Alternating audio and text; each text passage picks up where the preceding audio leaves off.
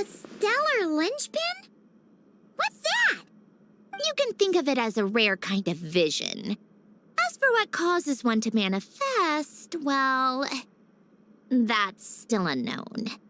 But in Snezhnaya, or in Afatui's research at least, it's believed to have some connection to the third descender. The third descender? We knew his remains were used to create the Gnosis, but this is the first we're hearing about a stellar linchpin. You knew about the remains? Right, of course. Look who I'm talking to. Yes, the heavenly principles used the remains of the third descender to create the 7 Gnosis as a means to consolidate the Archon system. Visions result from that same system, so extrapolating from there, it's clear that the manifestation of a vision is also, to some extent, related to the third descender. Still following? For those that wield them, visions serve as a means to channel elemental power. The same is true of stellar linchpins. The difference is that, when wielding elemental energy, stellar linchpin users often exhibit a unique kind of power that seems to come from beyond to that. It's believed that, when a stellar linchpin manifests, impurities from the remains of the third descender get fixed in place. Hence, the name. That's also believed to be the source of the strange power I just mentioned. We've heard that visions can appear when someone has a really strong wish or desire. Stellar linchpins sound kind of similar, so does that mean... Huh? Oh, don't look at me like that. I've never had any grand wishes or aspirations. Just a list of things that drive me up the wall. So if you're asking why this thing appeared, I have no clue. All I know is that without it, the gift Elen left me, this built-in second chance, never would have triggered. The damage to my core was too severe. But thanks to the stellar linchpin's manifestation, it did trigger. And after my core rebooted, I was able to repair the damage to my body. I also managed to import the numerological array, along with some of Polonia's surviving algorithms, into this form. Wait, does that mean Polonia is... Yes. Unfortunately, Polonia is... beyond repair. Oh, we're so sorry to hear that. But you also mentioned something about a final gift? Yes. Elen often spoke to me about wishes and desires when he was alive. I suppose he thought there might come a day when I wished for something, and was willing to sacrifice my own life to fulfill it. So he left me a chance to start over. No, never. Elen once said I was his proudest masterpiece. That might sound boastful coming from me, but it's also an undeniable fact. After Elen died, I started studying how Polonia and I worked. Polonia is essentially a computational machine, so it wasn't difficult to figure out the mechanical principles there.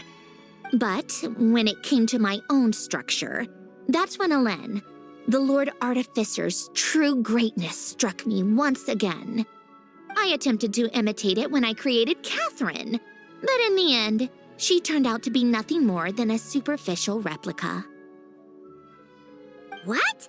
But his creation skill, Catherine, is super impressive. We were shocked when we first found out she was a puppet. No, she's nothing compared to what Elen was able to create. Some of the mechanical principles of my own core are still a complete mystery to me. Keeping that gift hidden wasn't even a challenge for him. Just a shame I had to waste it on fighting Dottore. I just couldn't stand the thought of him coming out on top.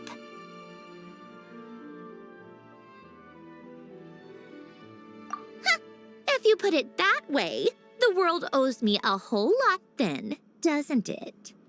Wait, but all this still doesn't explain what you're doing here.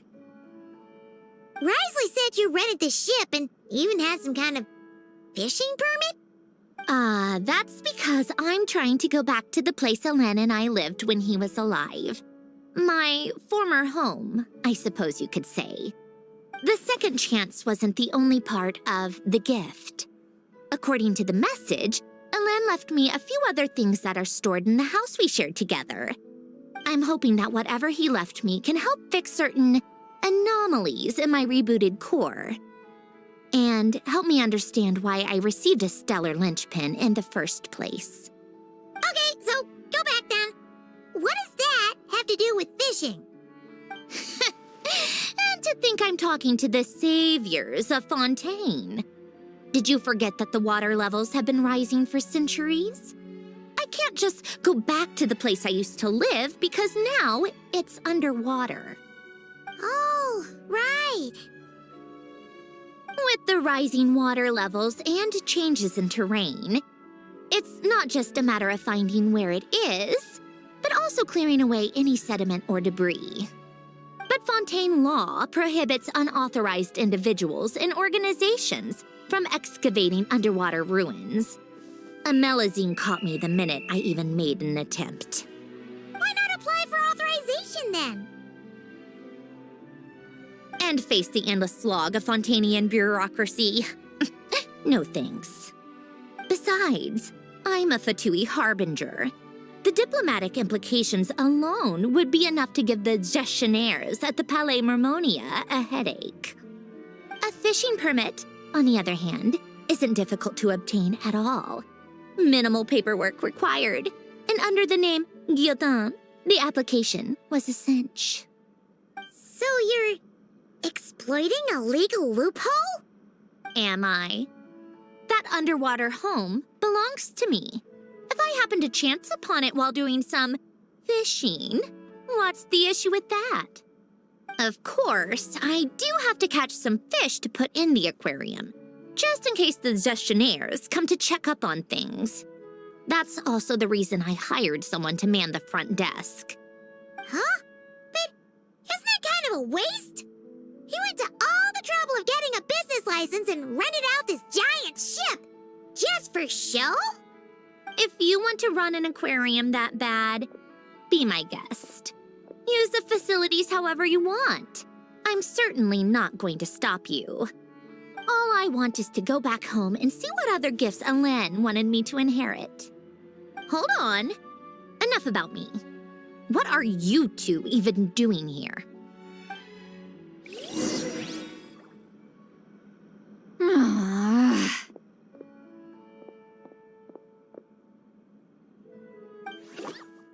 Seriously?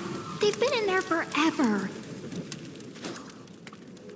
The reaction when they saw each other was strange, to say the least. They're lucky I was nice enough to leave the room and give them some space. Back in the Masters of the Nightwind, I'm the one who gets to kick people out. I just want to know what they're talking about. Should I cast a little eavesdropping spell? No, what am I thinking?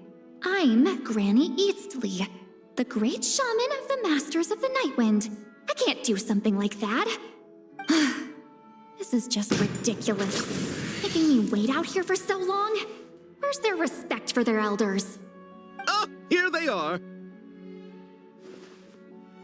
Were you back there arguing or something? What took you so long? The two of you are already acquainted with Miss Guillotin, then? Oh, yep. But don't worry, we got everything sorted. Sanjurne agreed to let us shoot on the ship, but it has to be when she's not here. When she's not here? That's right. You'll excuse me if I didn't exactly ask for this little reunion. I wasn't planning on seeing anyone. Like I said, my core is severely damaged. Even with the gift, there are anomalies that are making things unstable. I don't even know if I can continue to function without issues. So the priority is to fix these anomalies and get answers to my own questions. Then I can see the people that need seeing. Zandrone know when you plan to film Xavier, and she'll, steer clear. I do hope I'm not causing Miss Guillotin too much trouble. No! She just wants to keep a low profile for her own, complicated reasons. She doesn't want anyone else to know she's here. Understood. I'll be sure to keep that in mind. Oh, and St. Lale? Huh?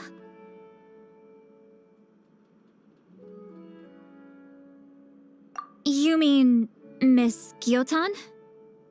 What does she want?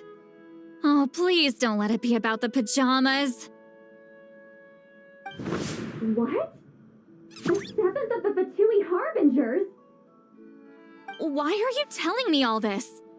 I asked the Traveler about you, and I've decided it's best to be open in this instance. I can understand if you would rather not work for a Harbinger. Regardless, the room on the ship is yours to keep.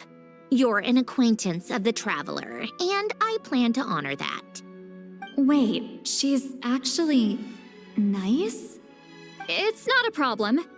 The captain also worked for the VIII, and he helped Natlan a great deal. We know that there are good people among your ranks. Besides, I've been around long enough to know what it means to earn one's keep. This isn't Natlan, and I don't expect special treatment. Besides, sitting at a desk isn't exactly back-breaking work. I appreciate that perspective, great shaman. Seat Lolly. Just call me Seat Lolly. That title makes me sound so... old. Well, Seat Lolly, the Traveler and I are looking for something, so we'll be heading underwater together soon. I'll leave the ship in your care while we're gone. Together? How often? Not too often. We're heading out in a bit, but I'll be available if you need something. You couldn't, go alone? I wanted to, but he was concerned about my physical well-being. So he offered to come with. Guess my mental well-being means nothing then. Huh? Just be quick about the whole thing, okay? Miss Guillotin is so generous. We talked it over, and she agreed to let our crew come over and do some test shots while you two are out.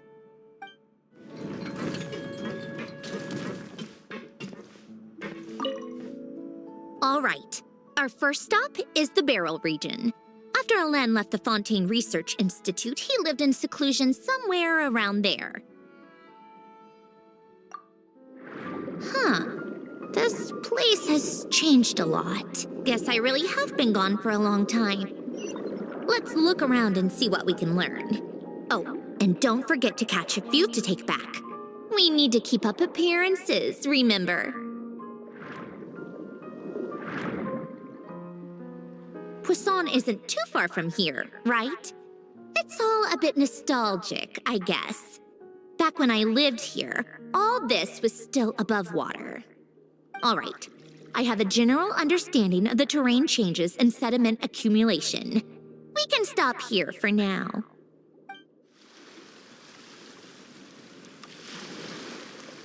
That went smoother than expected.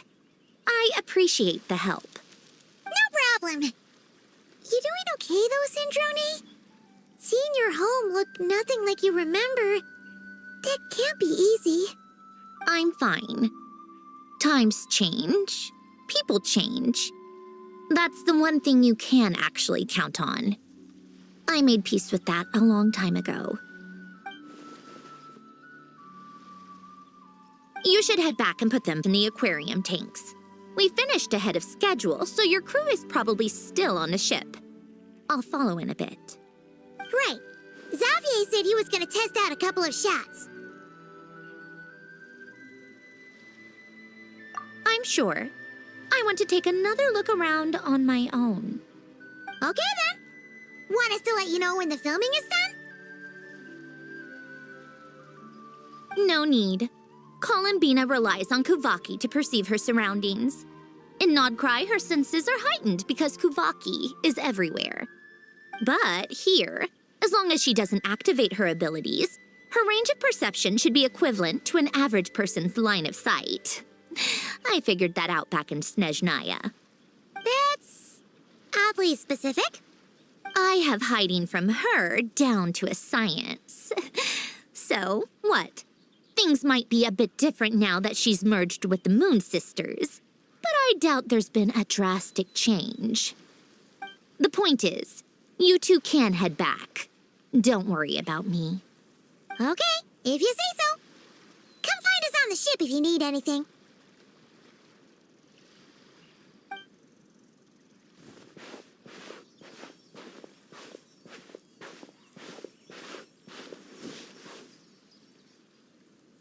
What did you leave for me, Ellen? Did you know I would come back? Or did you make it so I would have to?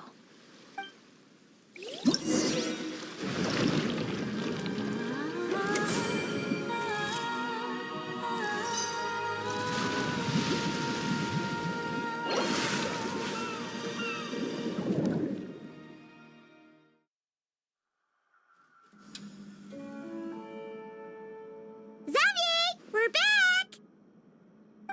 Shh! Quiet on set! They're filming over there. Oops, sorry.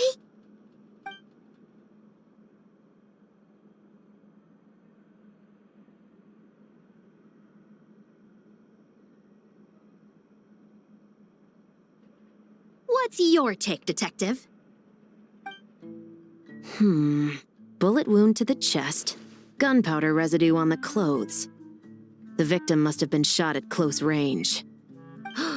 You think it was someone they knew? Yes. It's possible the suspect arranged for them to meet at this very spot. A reasonable deduction. But you're overlooking a crucial clue. What? The victim's pocket watch is missing. And cut! I think we got it! Good work, everyone! Phew, finally. Acting was nerve-wracking for me when I first tried it too. Just loosen up, and you'll get used to it in no time. Chevres! Charlotte!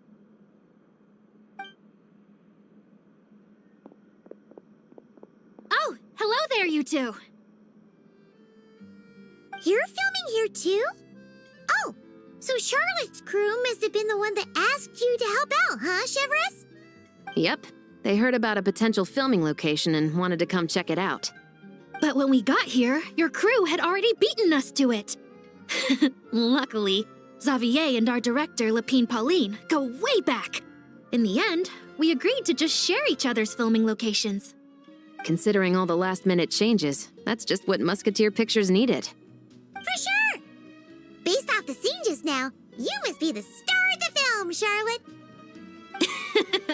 You bet! This detective costume really suits me, don't you think? Oh, for sure. You're already right at home lurking in the shadows taking pictures of this and that. Add a notepad and you're practically method. Thanks, Miss Chiori. I appreciate the compliment. That didn't sound much like a compliment to Paimon. So this is a film set? It looks like a very happy place. This must all be quite new to you, Miss Columbina. Yes. I watched a few films with a friend once, but she thought there was no point if I wouldn't open my eyes. So she stopped inviting me. Looks like I missed out on a lot. True, but being an actor seems like a tough job. Huh? Most people would swap lives with an actor in a heartbeat. The lifestyle is so glamorous, and the pay is more than generous. But they have to act out lives that aren't their own, with the whole world watching on in judgment. If they don't do it justice, it must feel like they're letting people down. That's exactly how it feels. This young lady has quite the unique perspective. Well, that's true. But these actors are here because they want to be and they think it's fun. Most of them, at least. Not to mention, the film we're shooting is based entirely on you, Miss Columbina. You just need to be true to yourself. I don't have to pretend to be someone I'm not? Not at all. Authenticity is what we're after. For example, this first scene opens with you on the boat, sailing to your friend's homeland. You just need to think about that moment in the story and picture how you would feel. Oh, okay. We're all here? Wonderful! Let's head to the deck and get shooting. Oh, and this is for you, dear Paimon, your clapperboard. Whoa! Is this the same one Paimon used for the Two Musketeers? The very same. I saved it just for you. Thanks, Xavier! Feels like being reunited with an old friend. Of course! That said, I have a different job in mind for you this time, traveler. Our film is focusing on a single protagonist, so conveying the subtle changes in her state of mind is of the utmost importance. In addition to the actor's own performance, another way we can convey that is through lighting. Huh? But there's already a lighting specialist, isn't there?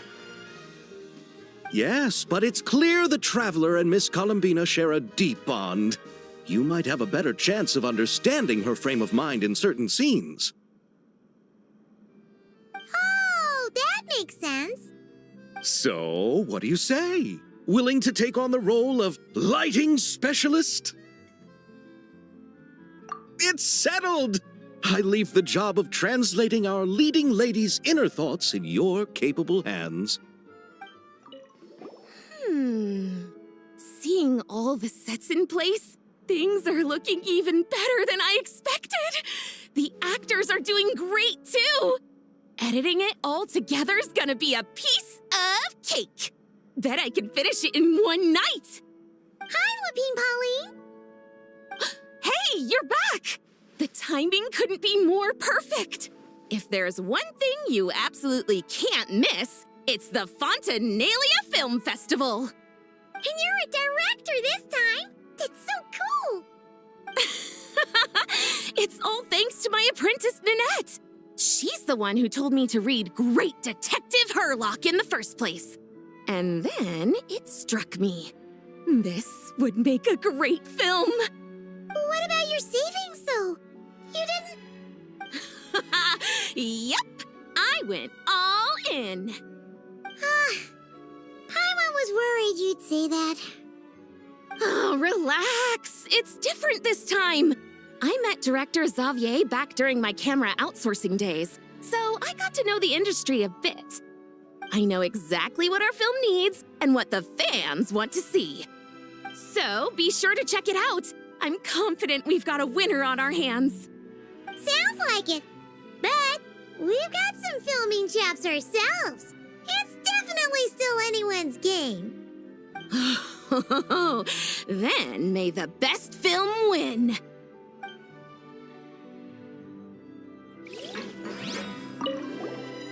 Oh, I didn't expect to run into you two on set.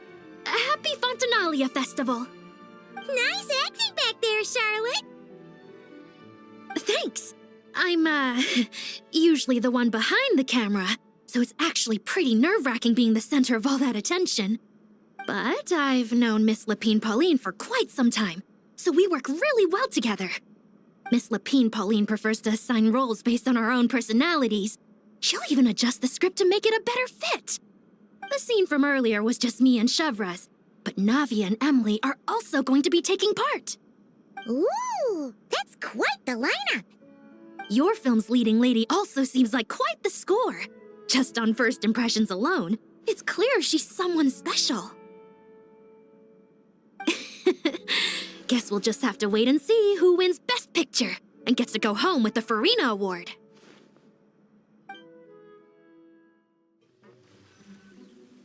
All right, without any further ado, it's time for production on our film, A Homecoming, to officially begin!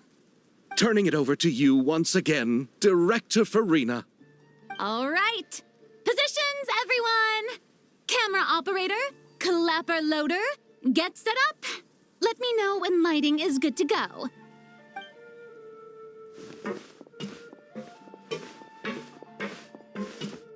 All you need to worry about, Miss Columbina, is hitting your mark.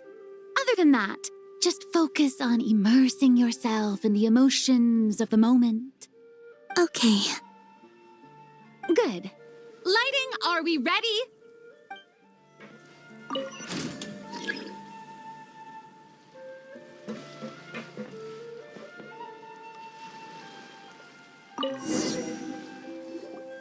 Ready. All right, quiet on set. 3, 2, 1, action! This is her homeland. Columbina. Cut! The emotions I'm looking for were definitely there. Let's just try to keep it a bit more natural. Oh, but definitely keep that gesture at the end. I loved how real it felt. You looked genuinely moved. All right, if you're ready, let's go for another take. Miss Columbina? That presence. It kind of felt like... Sandrone?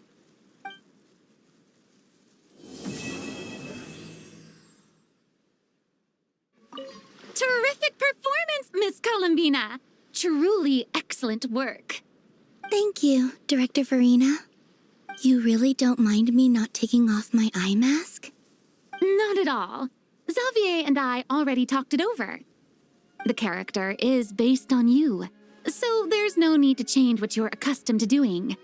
Besides, the mask could become one of the defining traits of our film's leading lady. Just like you suggested, we'll leave the reveal to the more important moments.